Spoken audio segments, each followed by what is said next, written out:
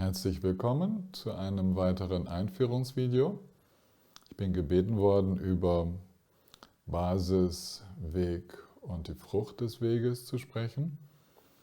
Das sind Begriffe, die wir im Mahamudra verwenden, die aber eigentlich für alle Praktizierenden auf dem Weg des Erwachens sehr hilfreich sein könnten.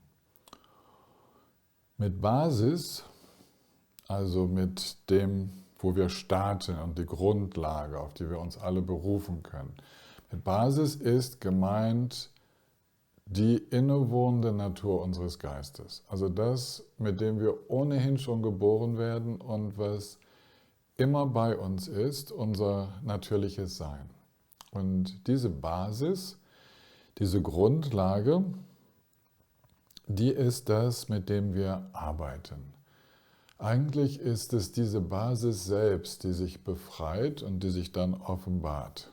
Über den Weg der Praxis offenbart sich dann die Frucht, die im Grunde genommen die freigelegte Basis ist, die freigelegte Grundnatur.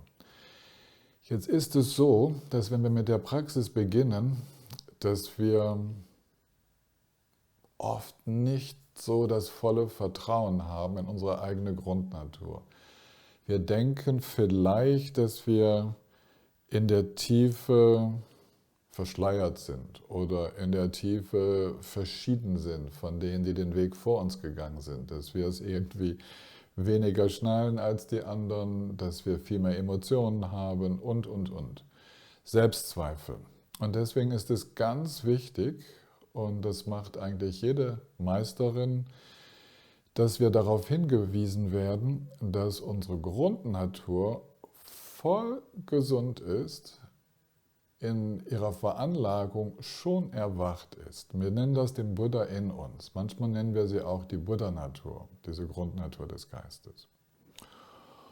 Und dass wir so Bestärkung erfahren, ein tiefes Vertrauen auch mitbekommen von den Unterrichtenden, die uns ermutigen, den Weg so zu verstehen, dass wir nicht etwa etwas Neues erzeugen müssen, also irgendwie etwas machen müssen, um anders zu werden, sondern dass wir die Grundnatur, also die Grundnatur unseres Seins, eigentlich nur freizulegen brauchen, damit die sich dann zeigt. Und damit beschreibe ich auch schon den Weg. Der Weg ist eigentlich das Auflösen, wir nennen das die Schleier, die Verschleierungen oder Verdunklungen.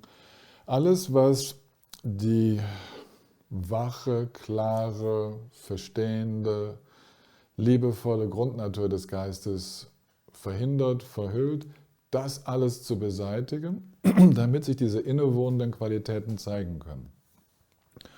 Und diese innewohnenden Qualitäten sind genau das, was wir auf dem Weg dann die Paramitas nennen, also die befreienden Qualitäten oder transzendenten Tugenden, die alle aus Liebe und Mitgefühl entstehen und dann Freigebigkeit hervorbringen, heilsames Verhalten, eine ganz einfache und selbstverständliche Geduld in allen Situationen, diese Energie, diese freudige Ausdauer, das Heilsame zu tun, tiefe Geistesruhe, meditative Stabilität und Seinserkenntnis, also diese Weisheit, um die es eigentlich geht. Und all diese Qualitäten, die ich jetzt aufgeführt habe, die offenbaren sich auf dem Weg durch das Lüften der Schleier, durch das immer entspannter werden, aus dieser Verspannung herausfinden. Die zeigen sich, weil sie ohnehin schon da sind. Das heißt, auch da erzeugen wir nicht etwa Freigebigkeit, sondern wir legen sie frei. Wir erzeugen keine Geduld, wir üben sie nicht, damit sie stärker wird, so als würden wir Muckis uns zulegen, sondern wir entspannen all das, was die natürliche Geduld verhindert. Und so könnten wir jetzt jede Qualität durchgehen. Sie alle wohnen uns schon inne. Und man schreibt sie deswegen dieser Grundnatur zu. Man sagt, die Buddha-Natur mit all ihren Qualitäten wird auf dem Weg freigelegt. Und dann zeigt sich die Frucht. Die Frucht ist, ja, wie soll das anders sein? Wenn die Buddha-Natur freigelegt ist, dann ist die Frucht Buddhaschaft. Natürlich bin ich auch schon lange auf dem Weg, ein Buddha bin ich noch längst nicht geworden, aber diese Qualitäten enthüllen sich immer mehr und wir verkörpern immer mehr den Dharma. Man nennt die Frucht deswegen auch den Dharmakaya, den Körper des Dharmas, weil wir den Dharma, die Natur des Seins, verkörpern. Gleichzeitig ist es so, dass die Frucht darin besteht, immer häufiger in die non-duale Natur des Geistes eintauchen zu können, also frei von Schleiern, einfach so sein zu können. Und dies dann auf der Ebene der Frucht, wenn wir wirklich die Schleier befreit haben, dann wird dies 24 Stunden, also rund um die Uhr sein, Tag und Nacht. Dann sind wir auch in der Nacht nicht mehr verschleiert. Und diese Erfahrungen der Frucht, die beginnen mit dem Weg, die stellen sich immer mehr ein auf dem Weg. Das erste Eintauchen in die Erfahrung dessen, was die Frucht sein wird, nennt man die erste Bodhisattva-Stufe, die erste Stufe der Verwirklichung, wo sich uns zum ersten Mal unverhüllt offenbart, wie einfach es ist zu sein in der Grundnatur. Und dann der ganze folgende Weg ist das weitere Freilegen dieser Grundnatur in noch mehr verschiedenen Situationen. Das wäre jetzt so eine einfache Beschreibung von Basis, Grundnatur, Weg der Praxis und Frucht, also die Verwirklichung dieser Grundnatur.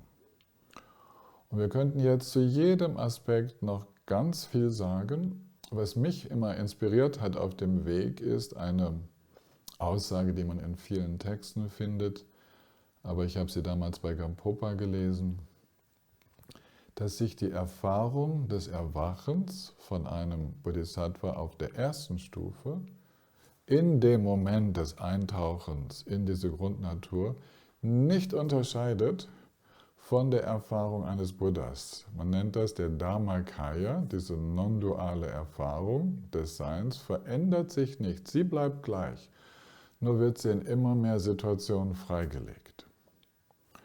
Übrigens, wenn ich hier das Wort non-dual benutze, dann bedeutet das, dass diese Grundnatur, dieses grundlegende Sein frei ist von Trennung, von Auftrennen in Subjekt und Objekt. Also frei von dem Gefühl, ein Ich würde die Erfahrung wahrnehmen, erleben, beobachten.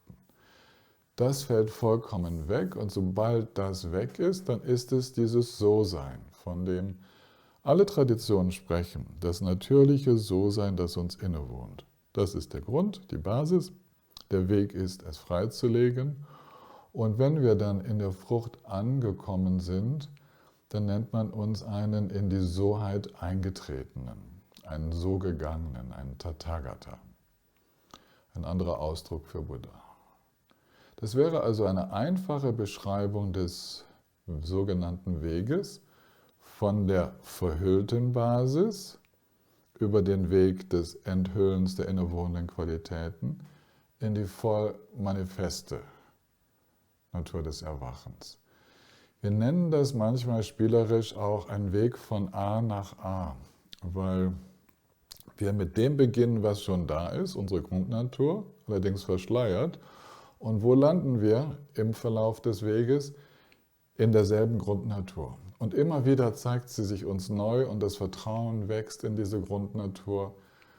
Das nennt man vertraut werden, Meditation, warm werden mit dem, wie es ist. Und das hat dann so einen selbstbeschleunigenden Effekt. Es wird immer leichter, sich zu entspannen, zu öffnen, vertrauensvoll, einfach so zu sein, ohne etwas tun zu müssen.